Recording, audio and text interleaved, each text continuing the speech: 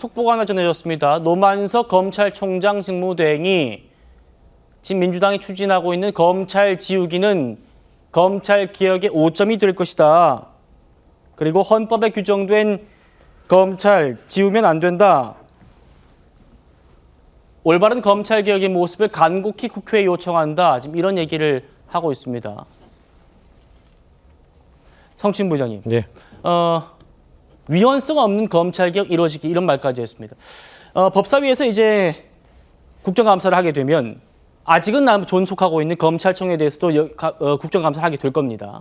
거기에 이제 기관장으로 노만석 검찰총장 대행이 나오게 될 거고, 노만석 대행은 이재명 정부 들어가지고 지금 대행을 맡고 있는 거잖아요. 이 대행도 지금 민주당이 추진하고 있는 검찰 개혁 위헌성이 있다라고 지금 얘기를 공개적으로 하고 있는 겁니다. 어떻게 보십니까? 아무래도 검찰이라는 조직의 지금 권한대행이지만 수장을 맡고 있는 상황이기 때문에 내부의 목소리나 이런 것들 의견을 전달하는 역할은 뭐 권한대행으로서 할 수 있다고 생각합니다. 하지만 저런 목소리가 나올 때마다 민주당이 계속 지적을 하는 부분은 검찰이 정말 이 지경이 될 때까지, 이 정도로 국민 신뢰를 못 받을 때까지 검찰은 대체 뭐 했냐는 겁니다. 검찰이 스스로의 신뢰를 실추시키는, 스스로 뭔가 국민들로부터 멀어져가는 행태들을 했기 때문에, 그렇기 때문에 이 수사와 기소를 분리하겠다는 검찰 개혁 법안을 민주당에서 추진하게 된 것이고, 이제 와서 갑자기 이런 식으로 저항을 한다는 것이 국민들이 납득하기는 어려울 것이다라는 말씀을 드리고 싶고요. 예. 저는 권한대행뿐만 아니라 검찰 조직 전체가 정말 이 검찰 개혁 안에 대해서 수사와 기소 분리에 대해서 지금 민주당은 이거 추진하는 건 검찰들이 아마 막을 수 없을 겁니다. 국민들의 지지를 저는 어느 정도 받고 있는 개혁이라고 생각하기 때문에, 그렇다면은 이 분리하는 안 속에서 본인들이 생각할 때 우려되는 지점, 그러면 그 분리하는 과정 속에서 어떻게 최대한 그 우려되는 지점들을 막을 것인지, 그렇기 때문에 사실 대통령께서도 이거를 TF를 국무총리 산하에 둬서 디테일한 부분들을 의견을 많이 수렴하라고 하셨거든요. 그렇기 때문에 그 국무총리 산하 TF에 검찰이 많은 의견들을 전달하면 됩니다. 본인들이 생각할 때, 예를 들면 전 개인적으로 검찰개혁 이 수사와 기소를 분리했을 때 이 보안 수사 부분이 가장 보완이 많이 돼야 되는 부분이라 생각하고 있거든요. 예. 그런 부분에 대한 의견들을 충분히 주고, 그래서 검찰개혁이 어떻게 되는지에 대해서 본인들이 어떤 기여를 하는지를 지금 고민해야지, 지금 이 정도 단계까지 왔고 TF로 넘어가는 단계인데 이제 와가지고 이건 위헌적이다, 그러면서 분리하면 안 된다, 검찰 지우기 하면 안 된다, 이렇게 말하는 건 전 공허하게 들린다는 말씀 드리고 싶습니다. 알겠습니다. 서재원 의원님.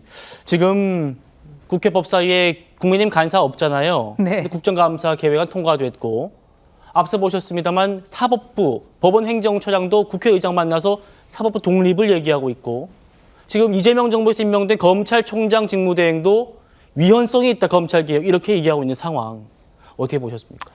지금 전체적으로 이재명 정부가 국가 전체를 완전히 들쑤시고 있다. 저는 그렇게 생각합니다. 왜냐하면 이미 입법부는 그 일방 독주하면서 전혀 입법부의 기능이 제대로 대화와 합의와 토론이 이루어지지 않는 일방 독주의 상태를 가지고 있고, 행정부는 지금 모든 부처를 완전히 찢어지고 지금 융합하고 하는 과정에서 엄청난 혼란이 지금 초래되고 있습니다. 지금 벌써 기재부도 그렇고, 그다음에 금융위 금감원도 그렇고, 그다음에 이번에 검찰에서도 이런 반응들이 나오고 있고, 모든 지금 부처마다 굉장히 술렁거리고 있습니다. 과연 이것을 어떻게 수습할지 굉장히 걱정이고요. 그리고 부처 공무원들도 지금 여기에 대해서 저희들한테 누군지 알 수 없는 문자들도 굉장히 많이 옵니다.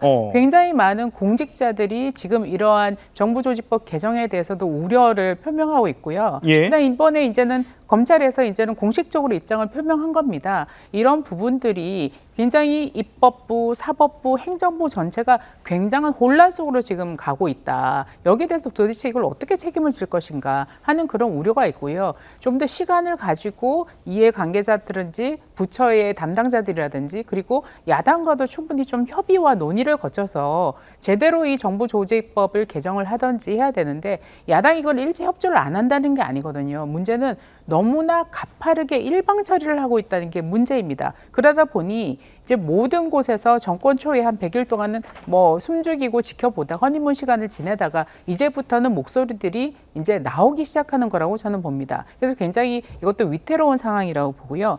예. 아까 조금 놓쳤던 부분이 천대엽 법원 행정처장께서 국회의장을 만나셨는데, 예. 굉장히 이례적인 장면이고, 물론 그 긴급 청문회가 잡혔기 때문에 국회의장께 또 어떤 중재 역할을 요청을 하시는 게 아닌가 싶습니다만, 네.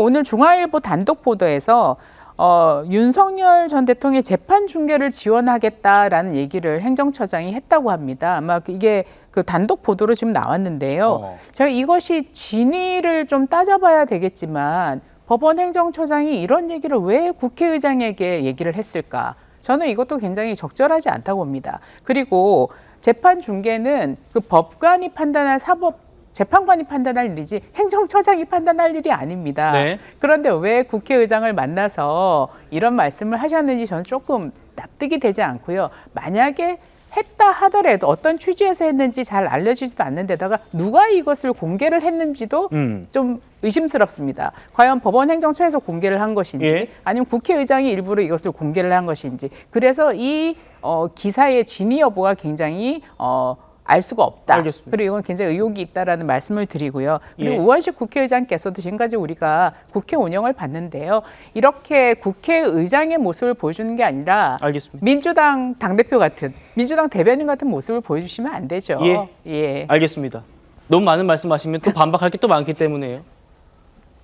그 기사 저도 봤는데 중앙일보 기사.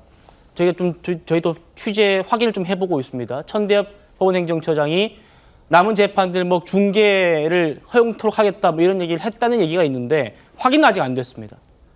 알겠습니다. 취재해서 또 보도해 드리죠.